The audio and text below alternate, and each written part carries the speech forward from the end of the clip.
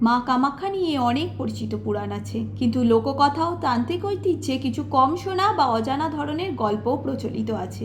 কথিত আছে একসময় নীলাচল পাহাড়ে এক অদ্ভুত সময় ছিল। তখন দেবী কামাখ্যার শক্তি এতই প্রবল ছিল যে পাহাড়ের প্রতিটা গাছ পাথর পর্যন্ত জীবন্ত অনুভব করত।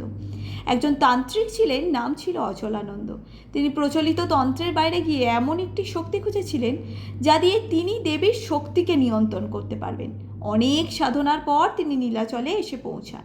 সেখানে তিনি দেখেন পাহাড়ের গায়ে একটি লাল ফুল ফুটে আছে, যা কেউ ছুলেই অদৃশ্য হয়ে যায়। স্থানীয়রা বলতো এটি কোনো সাধারণ ফুল নয়, এটি মা কামাখ্যার রক্তের প্রতীক। অচলানন্দ সেই ফুল ধরার চেষ্টা করেন। তখনই এক অদৃশ্য কণ্ঠ বলে ওঠে, যে শক্তিকে ধরতে চায় সে নিজেকেই হারায়।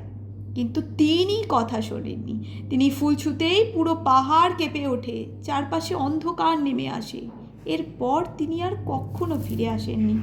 কিন্তু পরদিন সকালে স্থানীয়রা দেখে সেই জায়গায় ফুলটি আবার ফুটে আছে, আরও উজ্জ্বল লাল রঙে।